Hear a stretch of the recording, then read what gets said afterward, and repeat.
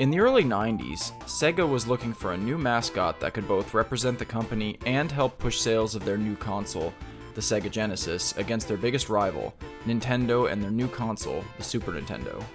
After floating around several character ideas, including a rabbit, kangaroo, and a squirrel, the team settled on a hedgehog, as they wanted to design a character that could roll into a ball. Add some red sneakers, blue fur, and spikes, and Sonic the Hedgehog was born. Sonic the Hedgehog was released on June 23, 1991, and copies were soon bundled with the console. Sega pushed the game hard, and their fierce marketing soon paid off. Sonic became a huge commercial success, and the character would succeed in becoming their mascot, Sega's yin to Nintendo's yang with Mario. The success of Sonic the Hedgehog would be the catalyst to the coming bit wars of the 90s, and for a brief moment in time, Sega ruled the gaming roost with the blue blur at the forefront. Despite Sega's then rivalry with Nintendo, Sonic's development was heavily influenced by the Super Mario Bros. Games, with programmer Yuji Naka desiring to make a faster-paced game that could be played quickly. Sonic the Hedgehog also incorporated a similar, simple two-button scheme to Mario. This makes Sonic the Hedgehog very accessible to new players, and the fast-paced platforming, while certainly challenging, is very fun and refreshing when held up against its contemporaries at the time. The game does a great job at making speed the primary focus of the gameplay, and while there are moments where the focus is more on platforming, the name of the game is momentum, and the challenge of keeping your momentum and rings, while still looking too cool for school as you race through the level, is really at the core of what makes the gameplay so great.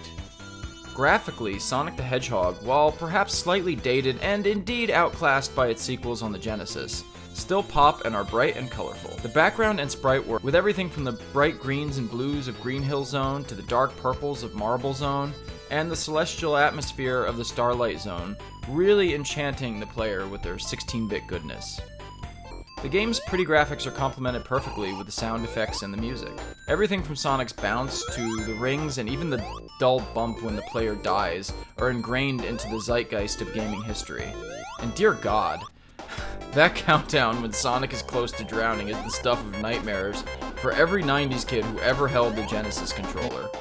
The soundtrack, composed by bassist Masato Yakamura of J-pop band Dreams Come True, not only fits perfectly with the fast-paced nature of the game and the various environments, but tracks like Green Hill Zone and Scrap Brain Zone have become instantly recognizable.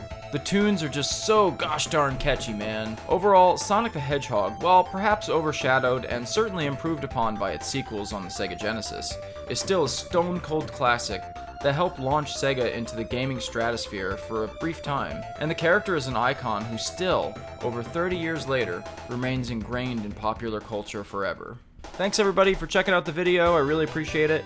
More of these are certainly to come. I am taking suggestions for future reviews you guys would like to see, so please let me know how I do in the comments below and any other games that you want to see me do a brief review of. And on the screen here is some more videos of this nature and some other stuff that hopefully you'll enjoy. Thank you everybody so much for watching, and have a wonderful day. Peace.